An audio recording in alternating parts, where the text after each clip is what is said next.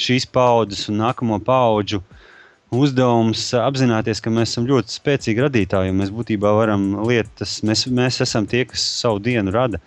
Un to es domāju. Mēs īstenībā varētu būt pēdējā paudze, kurai ir problēma ar to, ka mēs dzīvojam divās dažādās pasaulēs prāta, kas ir viena tā vecā, kas ir tāda izdzīvošanas stadija, ja, un otra, kas ir radītāja stadija. Mēs būtībā tad mētājamies. Es domāju, ka mēs esam pēdējā paudze. Es domāju, ka šī gadsimta beigās būs situācija mazliet savādāk.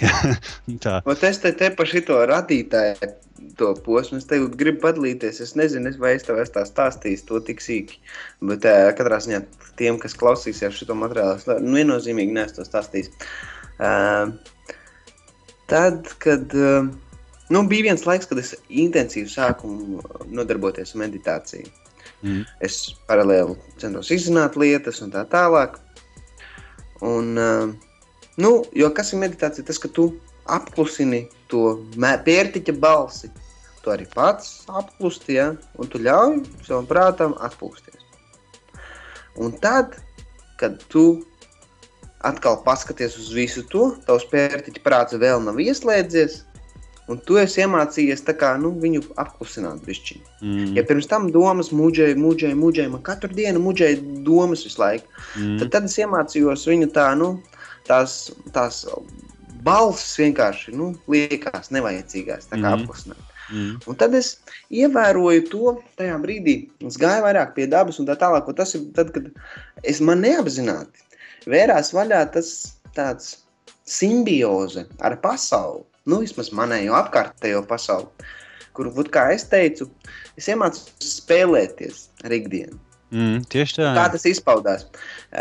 Pieņemsim, lielisks tests man bija. Tad, kad es jūtos tāds sašļūts nedaudz par kaut ko ekas, es domāju, pagaidi, tagad saturies, uztais kaut ko interesantu. Es izgāju ielās un es skatījos uz katru cilvēku. Katrs suns, sētnieks, viss ārā, piemēram, mājas un kas. Es domāju, tagad liec sev kaut vai uz sekundi, kaut vai uz 5 sekundēm noticēt, ka tas viss ir teātris, tās ir visas butaforijas, bet reāli tā, ka tu reāli notic, ka izdzēsīs gaismas katrs. Un es tā tajā safokusējos un centos to redzēt, ja, ka mans negatīvisms aizgājis, smaidīja, mana diena bija tik izdevusies.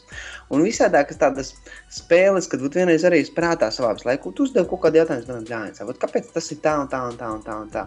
Un tad, kad tas bija laiks, kad es aktīvi meditēju, es izgāju dabā, kaut kādā pļaviņā pameditēt, es skatījos Fibonacci, piemēram, tu zini, kas ir Fibonacci? Jā. Paskatījos, piemēram, čiekurā centos to saskatīt, jo tas viss tavā zemapziņā tev paliek tā kā atmiņā, un tu to visu praksē izmantojot, labāk to iemācies pat neapzināti, tā kā sajust, dzīvot, ar to rīkoties.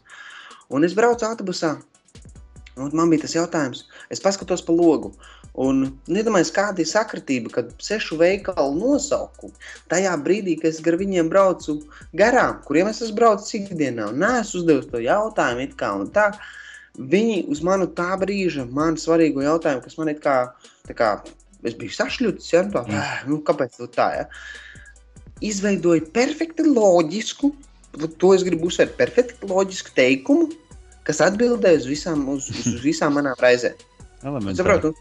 Tad es paskatījos, bļāviens, redzi, kā matrica, teiksim tā, jo kas ir par to gaismu, kad tu teici, mēs esam no gaismas progresējuši, bet vēl joprojām mēs jau tāpat esam hologrami. Tikai mēs, cita veida varbūt, ja, jo, ja paskatās, kas ir atoms, kā atoms varbūt kā atoms un kā gaismas vilnis, ja, tās nevis atoms, bet dziļāk vēl paskatoties, ja. Tad jau mēs arī būtībā esam tikai hologrami. Tad, respektīvi, ja tā ir gaisma, tad jau viņu var manipulēt. Jā, un kas ir gaisma? Gaisma ir frekvence. Mēs esam būtībā frekvences. Mēs neesam vairāk kā frekvence. Un ir dažādi spektra frekvences, kurās mēs dzīvojam. Un tā tas notiek. Un tāpēc arī mums ir tā dotība radīt. Mēs varam radīt savu dienu, radīt atbildes, tā kā tu tikko teici. Un redzi, un tur ir tā lieta, ka nevis mēs paši cenšamies radīt pasauli vai spēlēties ar pasauli apkārt. Mēs esam pasauli. Bet mēs, ikdienā vairākums, to neredz. Un par cik viņi to neredz un nezin, tad viņi atbild uz tiem citiem, kas māk to darīt.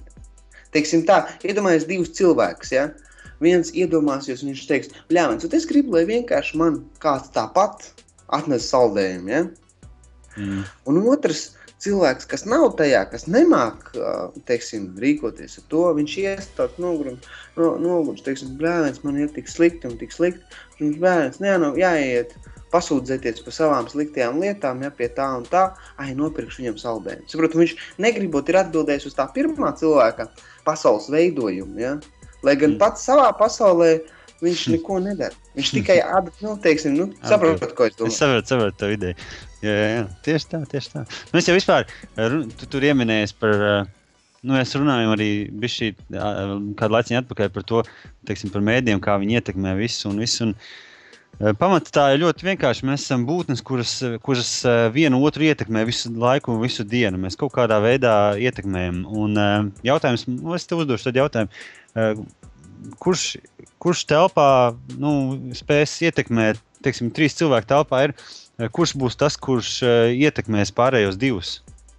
Tam, kam būs stiprāks enerģētiskais kāds, teiksim, tāds. Es saprotu, tas, kurš būs pārliecinātāks, par ko viņš saka. Jo pārliecība ir seksīga, un cilvēkiem vienkārši tas patīk. Un ja tu esi pārliecināts, par ko tu runā, tad, un ja otram vēl pie tam nav īsti, nekāda koncepta galvā par to un kaut kādas idejas un tāda sapņota vai zināšana, tad viņš saka, forši, labi, tas jau laikam ir taisnība. Džeks taču baigi pārliecinoši runā.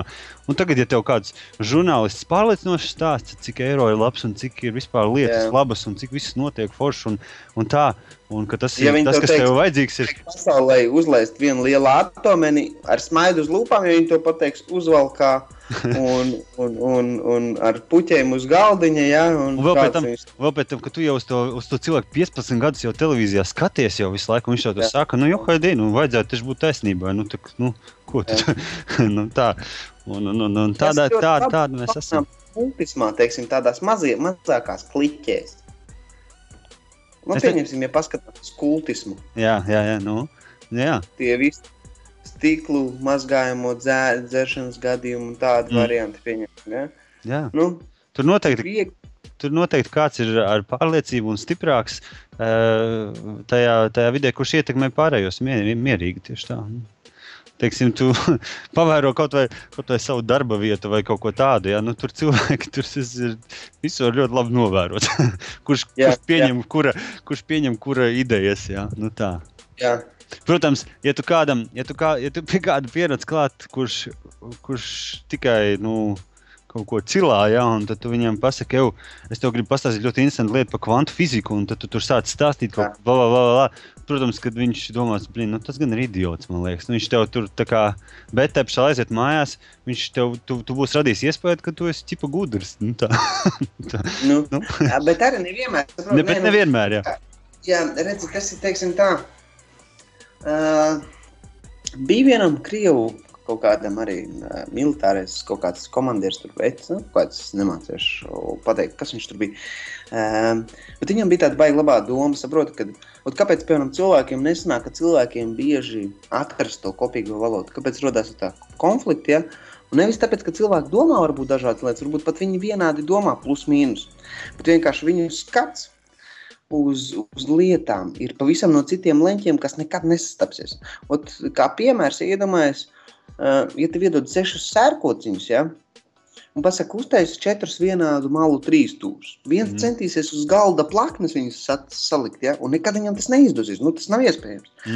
Otrs tajā pašā laikā paskatīsies 3 dimensijās. Viņš saliks 3 stūru uz galda, un tā kā piramīdu vēl tos 3, un viņam sanāks, un viņš teiks, nemaz savādāk būt nevar. Jā, tieši tā, jo tā ir viņa realitāte. Un katram ir sava taisnība.